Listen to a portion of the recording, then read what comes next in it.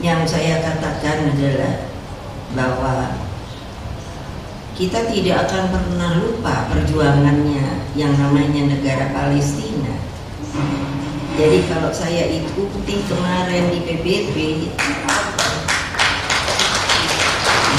yes man, tetap saya selalu mengatakan bahwa yang namanya Palestina merdeka itu menurut saya sesuai juga keinginan ayah saya itu berdaulat, merdeka penuh. Jadi bukan harus ada tawar-menawar. Nah, tetapi kita bisa melihat negara yang berasal dari benua Asia, Afrika, Amerika, Eropa, serta seluruh rakyat Indonesia yang saya cintai dan banggakan. Rekan-rekan pers dan hadirin sekalian, tadi ada yang tidak disebut di dalam supaya tahu saya orangnya seperti apa. Umur saya sudah 78 tahun.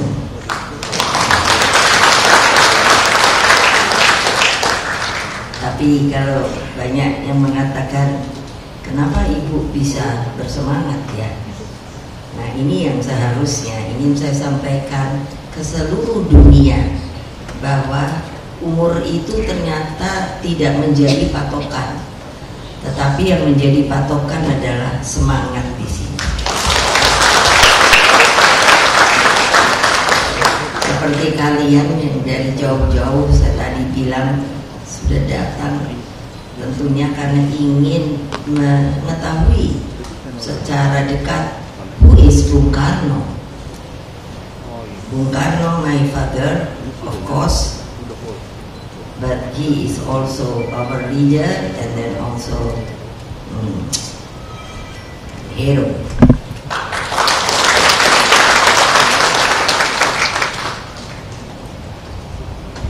Rekan-rekan pers dan hadirin sekalian dan yang lain, mohon maaf tidak bisa saya sebutkan satu persatu.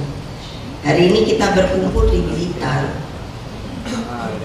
dekat dengan makam Bung Karno, dan ini juga dengan susah payah kami bersama-sama bergotong royong membuat museum untuk menjadi tempat di mana bisa dilakukan diskusi dan melihat arsip-arsip yang kami coba untuk bisa dikumpulkan dari manapun juga, bukan sekadar untuk mengenang sejarah, tetapi untuk meneguhkan kembali arah peradaban yang diwariskan oleh proklamator kemerdekaan Indonesia. Di tempat ini pula kita menggali pemikiran Bung Karno, tokoh pembebas bangsa-bangsa Asia dan Afrika dari belenggu kolonialisme dan imperialisme. Bung Karno, ayah saya itu, menurut saya berjuang betul sampai akhir hayatnya.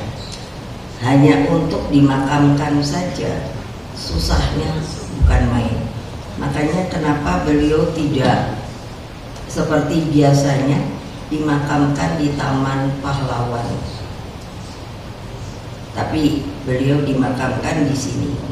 Di sini supaya sejawat saya yang dari luar negeri tahu, ini sebetulnya dulu Taman Pahlawannya dari banyak prajurit kami yang disebut Peta, yang pada waktu dulu melawan Belanda.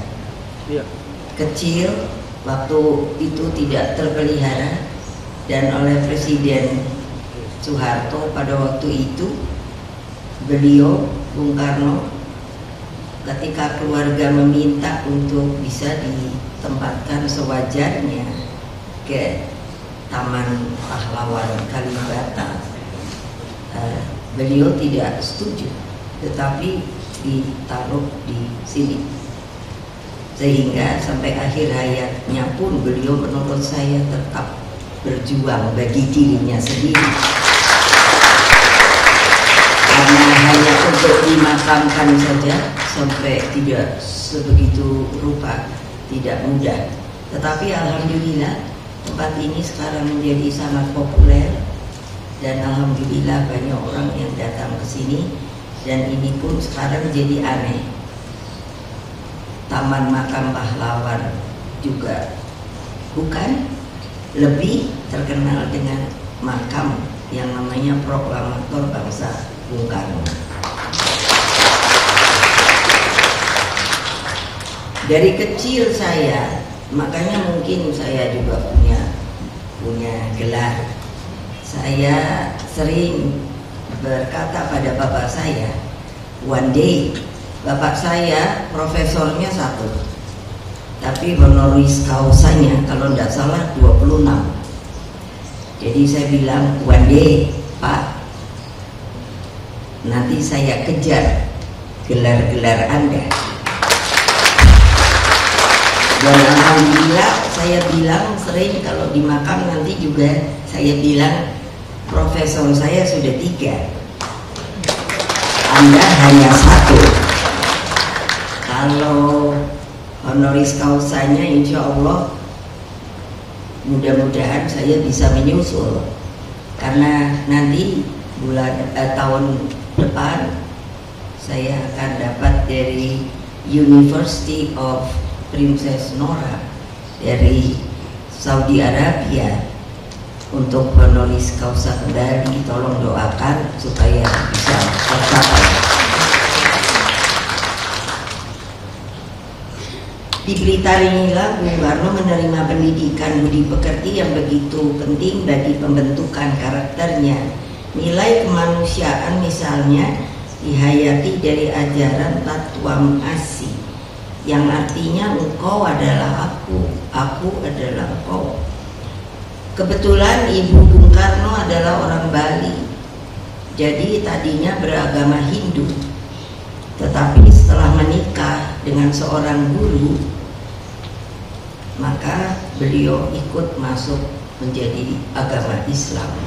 Tetapi kata-kata Tatwam Asi ini sangat merasuk ke dalam keluarga kami, karena ini adalah nilai-nilai yang ada di dalam Pancasila. Itu adalah peri kemanusiaan. Jadi kalau saya dicubit, pasti Anda seharusnya merasa dicubit itu sakit. That's the meaning of Tatwam Asi, yang artinya engkau adalah aku adalah engkau. Kemanusiaan begitu mewarnai kepemimpinan Bung Karno. Kemanusiaan ini menentang segala bentuk penjajahan. Kemanusiaan juga melekat dengan visi internasionalisme untuk mewujudkan persaudaraan antar bangsa. Kalau nanti kalian, sahabat-sahabat saya, itu akan mendalami Pancasila, maka sebetulnya sifatnya itu universal.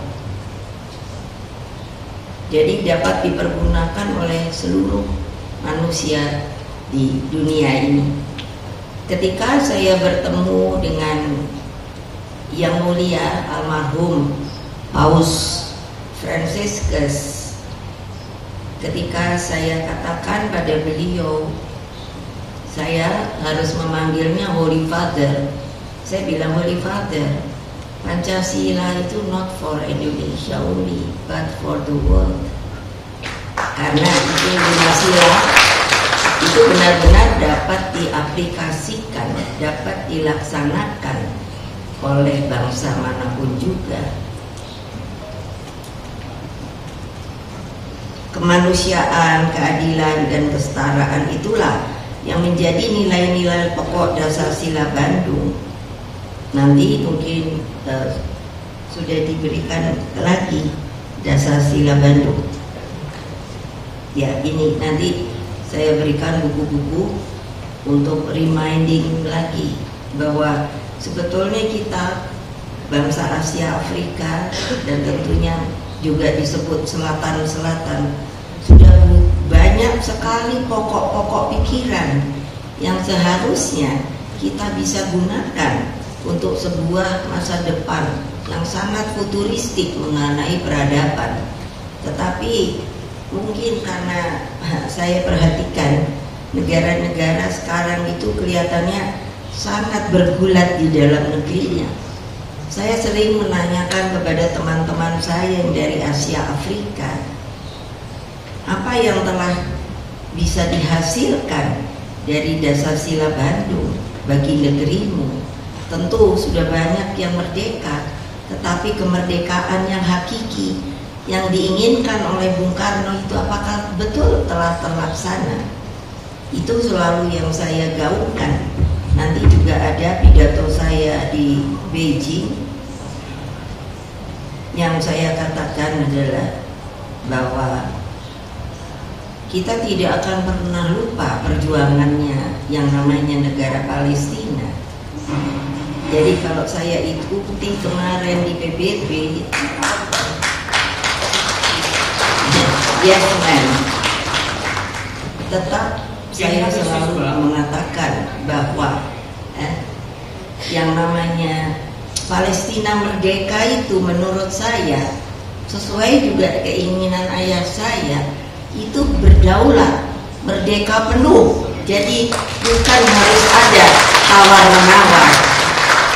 Nah, tetapi kita bisa melihat kind of global situation now, like global warming and then so on and so on. So for me, please, if we can make our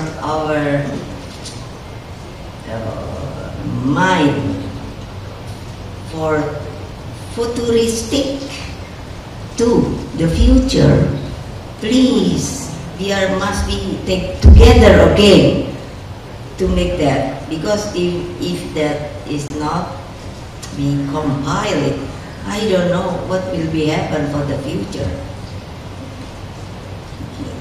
Saya bisa bahasa Inggris, tapi saya mau bahasa Indonesia supaya bahasa Indonesia juga menjadi bahasa internasional di dunia. Menurut David Ray Brooks dalam bukunya Revolusi, KAA, Konferensi Asia Afrika, menjadi simbol paling kuat visi internasional Bung Karno. Karena ketika saya mulai dari SMP, saya mulai dimasukkan yang namanya adalah harapan-harapan politik masuk to my memory. Jadi saya sampai hari ini masih selalu teringat apa saja yang beliau katakan. Mengapa harus ada yang namanya Pancasila? Karena Pancasila itu betul seperti tadi yang saya katakan, itu hidup bagi dunia kita. Tidak akan bisa mengerti saya kalau nanti dunia hanya perang, lalu hanya meningkatkan yang namanya teknologi modern. Saya pernah diundang saksinya Mbak Koni untuk memberikan sebuah lecture yang menurut saya tidak saya sangka di University of Saint Petersburg. Sangat aneh, padahal yang kumpul semua adalah banyak para rektor. Yang harus saya terangkan adalah AI, Artificial Intelligence. Jadi buat saya itu hal yang sebetulnya tidak pernah saya pikirkan, tapi saya ternyata bisa memberikannya gampang sekali. Karena buat saya namanya saja artificial, jadi bukannya manusia sendiri. Jadi kata Mbak Koni itu headline di koran di Rusia. Saya sendiri kaget karena gampang. Jadi saya bilang begini, menyimpang sedikit supaya semua itu jangan terperangah melihat AI. Saya bilang, kok jadi lupa ya? But the best mind for me is my brain, because this is from the God. Jadi nggak bisa digantikan. Jadi waktu itu saya hanya bilang gini, ini bukan mainan saya, artificial intelligence. Jadi saya hanya bilang gini, saya contoh saja, my name is Megawati, so Megawati A, and then I made from the AI, by AI, 10 Megawati. So 1, 2, 3, 4 until 10. And of course, saya tidak mau hidup sendiri. So saya mau cari laki-laki. Laki-laki yang harusnya pintar, ganteng. Ganteng, do you know? Very, very handsome. Yeah, and then tinggi, tidak pendek. And then also the name is only A. Okay, 1, 2, 3 until 10. Young, handsome. And then of course because AI, they don't know each other. Dia nggak tahu lain-lain. Jadi saya bilang, okay, I made it of what? Love. And then tentu dong dengan love maka kita bisa bergaul. Maka saya saya menemukan cintanya itu kepada maybe number 3, handsome man. So we married, of course. Nah ini permainannya. Kalau sudah di 10-10, one day mungkin pergi ke pasar, tentu tidak bisa sama-sama, tapi kan pisah-pisah. Pertanyaan saya itu yang membuat betul-betul saya diberi why, kenapa, bisakah karena sudah ada cinta, sudah married, saya tahu the exactly my young handsome husband. Bisa apa tidak? Ayo pikir, siapa yang tergila-gila sama AI? Ayo angkat tangan yang berani. Sekarang saja saya melihat kecenderungan AI itu lebih banyak kepada sebuah yang bisa merusak. Jadi menurut saya keilmuan itu juga ada batasnya. Sehingga menurut teman-teman yang ada, saya mohon jangan anak-anak muda tergila-gila dengan AI. Karena apapun juga tetap feeling kita ini datangnya dari Allah, dari God, yang menurut saya. Lalu ada satu lagi, jadi member eksklusif di channel YouTube Official iNews. Tantang lagi para nama sumpah di atas Al-Quran. Dia pengen masuk TV. Konten premium yang tidak tayang di TV. Live interaction. Halo pemirsa iNews, ini baru selesai. Emoji dan badge spesial. Reakses konten pilihan. Klik YouTube Official iNews, join member.